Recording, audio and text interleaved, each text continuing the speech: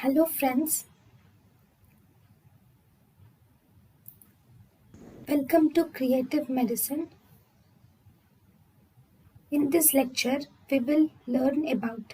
So friends, identify the instrument. So what is this instrument? Yes, this is actually a long and stout scissors. So what are these scissors? These are actually mayo scissors. So what are the uses of this mayo scissors? These are used to cut the sutures, and these are also used to cut tough structures.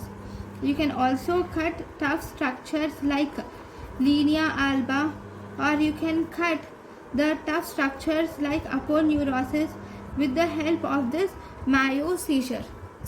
Thank you. Thank you and thank you for watching.